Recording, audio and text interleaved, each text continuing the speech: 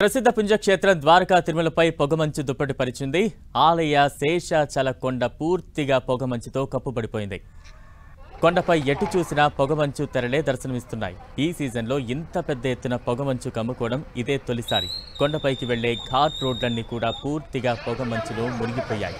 స్వామిని దర్శించడానికి వచ్చిన భక్తులు ఈ ఆహ్లాద వాతావరణం చూసి ఆనందంతో గోవిందనామాలు స్మరిస్తున్నారు. స్వామి సన్నిధిపై ఇంద్రాద్రి దేవతలు పొగమంచు దుప్పటి పరిచినట్లుగా ఉందంటూ పరవశిస్తున్నారు. స్వామివారి అనిబేటి మండపం, గోశాల ఘాట్ రోడ్లు పూర్తిగా పొగమంచుతో నిండిపోయాయి.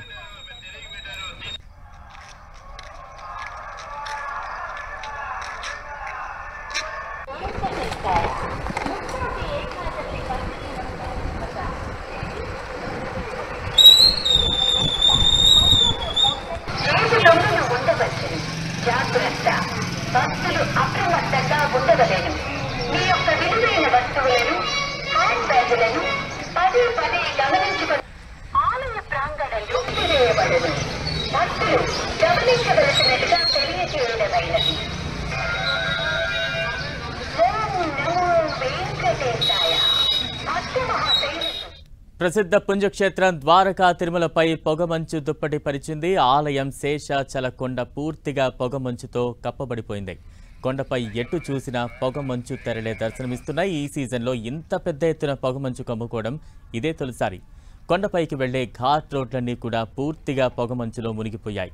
స్వామిని దర్శించడానికి వచ్చిన భక్తులు ఈ ఆహ్లాద వాతావరణం చూసి ఆనందంతో గోవిందనామాలు స్మరిస్తున్నారు. స్వామి సన్నిధిపై ఇంద్రాది దేవతలు పొగమంచు దుప్పటి పరిచినట్లుగా ఉందంటూ పరవశించిపోతున్నారు.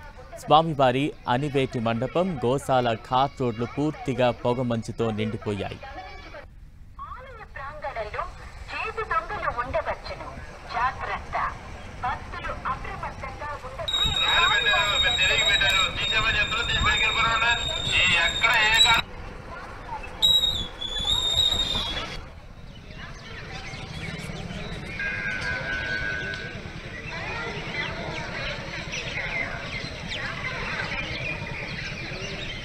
కార్యాలయమునందు ప్రోటోకాల్ సెంటర్ వద్ద, డొనేషన్ కౌంటర్ వద్ద మరియు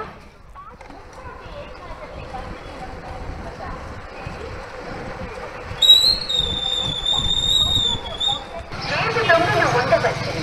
జాగ్రత్త. భక్తులు అప్రమత్తంగా ఉండవలేను. మీ యొక్క విలువైన వస్తువులను, హ్యాండ్ బ్యాగులను పదే పదే గమనించుకొని